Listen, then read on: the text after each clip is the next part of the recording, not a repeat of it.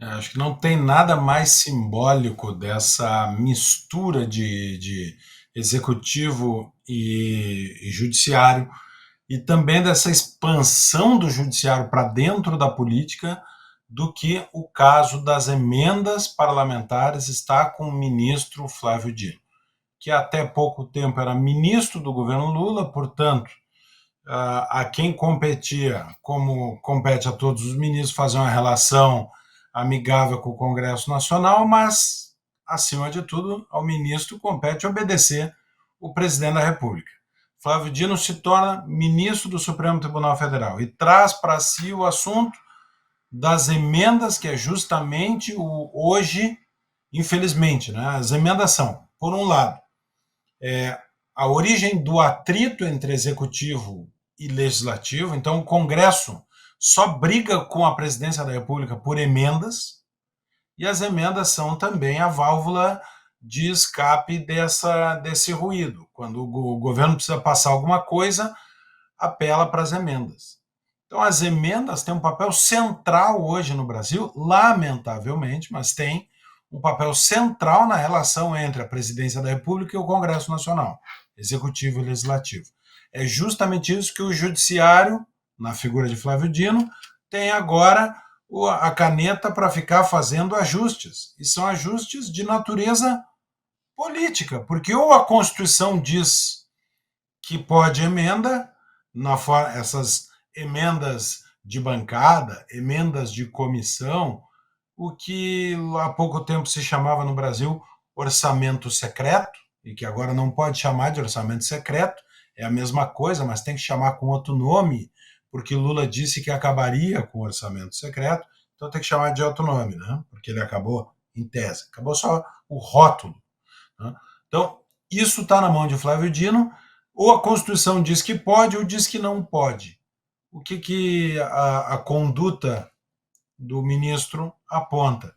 Que não é uma questão constitucional, é uma questão de adequação dos desejos da presidência da República com a voracidade do Congresso.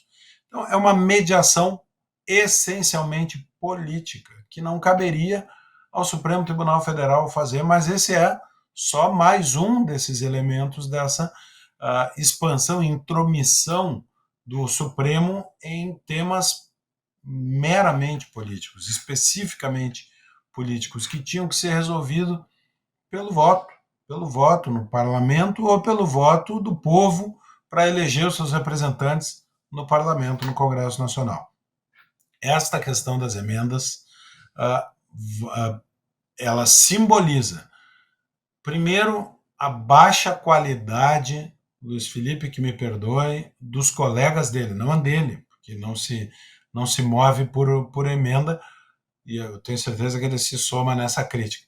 Mas boa parte do Congresso Nacional é sanguessuga de emenda.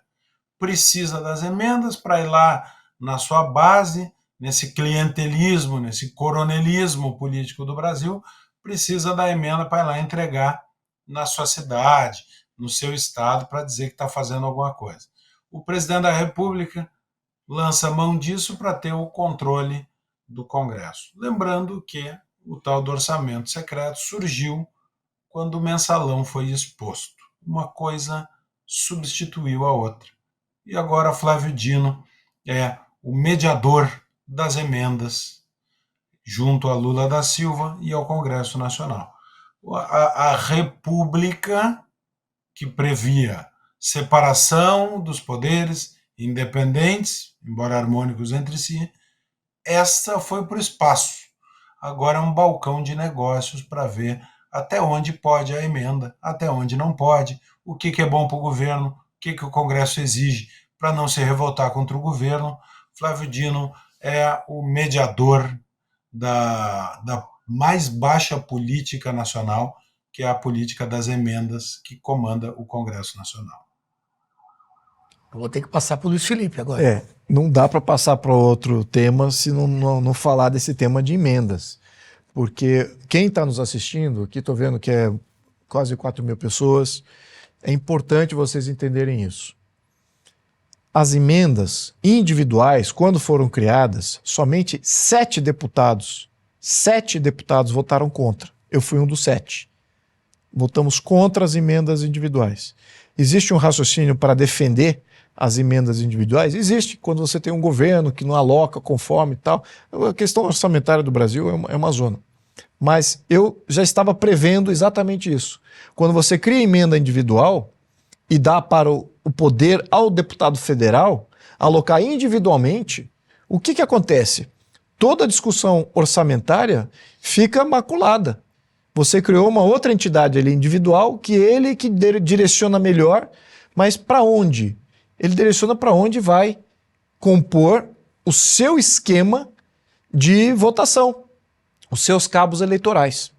E esse é um ponto. Segundo ponto é que ele vai sempre pressionar para as emendas individuais sejam cada vez maiores, para que ele tenha cada vez mais recursos.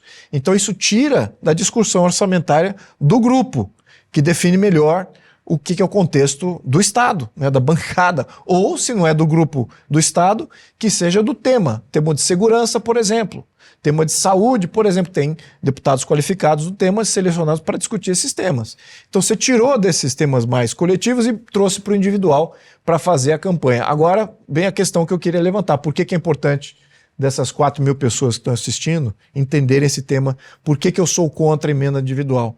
Porque isso vai tingir a renovação do Congresso. Vocês não estão gostando dos deputados federais? Vocês não estão gostando do Congresso? Agora vai ficar mais difícil de você ter renovação. Porque cada deputado, durante todo o ano, vai estar recebendo tanta emenda individual que eles acabam criando e comprando voto de uma maneira quase que direta. Literalmente direta. E qual é o grande problema que eu tenho pontuado aqui todos esses anos, ad nauseum, até para crítica aqui de vários. Pô, você só fala do Centrão, só fala do Centrão. Pois é, o Centrão é que compra voto. E agora o Centrão está com muito dinheiro para comprar mais voto. Então, qual é a minha expectativa em 2026? Vamos ter uma ampla renovação do nosso parlamento? Ou vamos ter menos renovação? Vocês aqui me falem aqui nos comentários desse programa, porque eu já dei aqui quase que qual é a base. Se você continuar com emendas parlamentares individuais, reforçando os deputados que compram voto diretamente, qual é a chance dele se reeleger? Diminui ou aumenta?